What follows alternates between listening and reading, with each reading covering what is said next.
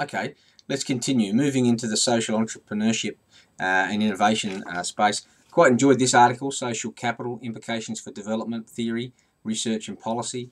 Again, it's a good one for you to read through. It's a little bit longer, but at the same time, there's some quite good stuff in here. Having said that, you can make a lot more sense of this paper if you sort of just cut straight through to Table 2. So read the literature up until and then study Table 2. Really nice background. Gives us 4 perspectives of social capital and its role, and then it goes on to these 4 different views: the communitarian view, networks view, institutional view, and the synergy view. Now, what I'd like you to do before you come along is I'd like you to have a look at Table 2, where you've got that nice summary of bringing the 4 views together, and think about how does that play out in your world. It's a combination of these views, one particular view that really makes sense. You let us know when you come along. But I thought quite a good paper, made good sense. The next paper is the Productivity Report 2003, pretty heavy going.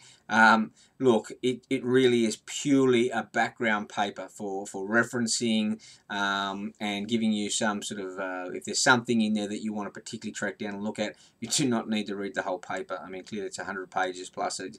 It's just purely a reference. The next paper in the field of entrepreneurship, place and livability, it's a favourite of mine. I've put it in for you guys. It's the Many Are Called but Few Are Chosen, an evolutionary perspective of the study of entrepreneurship. And let's just cut to the chase on this one. It's simply saying that if we want to understand the outcomes of entrepreneurial behaviour, be that from individual people or teams of people, we need to understand the context within which that entrepreneurial activity is happening and the process through which it occurs. The context could be, we're talking about an established industry that we're looking to reinvigorate. It could be a new embryonic industry that we're trying to get off the ground. Now, there are issues of legitimacy, there are issues of understanding the rules of the game that apply differently to whether we're talking about an establishing industry or an established industry. Likewise, and this is where I really want you guys to really focus on this paper, is the process of entrepreneurship. Here we're talking here about, when we look about at the individual or the team's social capital, their human capital, and their financial capital, what sort of resource profile can they muster, to bring to bear on this opportunity that they're trying to pursue. This is really critical that we get our heads around this, because it really doesn't matter about how we talk about the concepts of a lot of these things. At the end of the day, we actually need to be able to explain how individual people acting alone or in teams actually bring together and harness the necessary resources to make this stuff actually work. It's critical. If we can't operate at that level, we can't actually understand anything at a higher level. Okay, so think about it. From your perspective, the things you observe, the things that you are a part of. When we talk about social capital, we're talking about the networks of people that we're actually connected to, and we could have strong ties there or loose ties there. I want you to think that through. Why things actually succeed and don't succeed. When we talk about human capital, we're talking about the productive, knowledge that we actually have in relation to a particular opportunity. Are we trying to do something new and no one's ever done it before, and therefore the actual knowledge capital, human capital got here is quite low? Or are we actually talking about something that we've got 100 years of knowledge built up about? Financial capital, we're not talking about the actual physical dollars in your hand here. We're talking about your ability to access funds. So it could be a community group who actually has a pretty clear channel through to political powers who can actually get hold of grant monies and those types of things.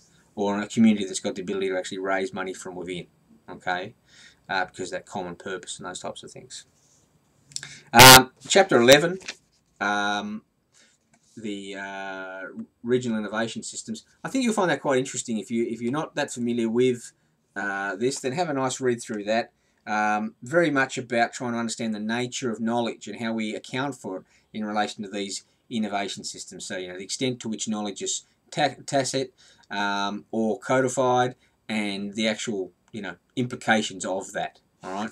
So again, quite a good article for you to, get a good feel about, national, regional types of innovation systems. And the last article, I've put it in here really just to turn everything on its head a little bit, I suppose. We make the assumption when we're thinking about value chains and the like that, Michael Porter's value chain model is something that we can simply just roll out across everything. This article essentially really just tackles that and says, hey, you know what? Michael Porter's value chain is useful in certain circumstances, but there are other ways of accounting for the creation of value, such as value shops and value networks, and we should spend some time to think about the importance and what that actually means in the way we actually go about combining and working with particular types of resources. Again, like one of the earlier papers, look early in the paper at table 1. You'll be able to make some sense from there in relation to how these things play out in the world you live in, the businesses that you're associated with, and hopefully that's going to help everybody. All right, as I've said, I don't need you to turn up and be an expert on all these papers, but what I would like you to do is, as I've just said in these 2 communiques, is to give me a bit of a feel for your understanding of some of the issues as they play out in your life.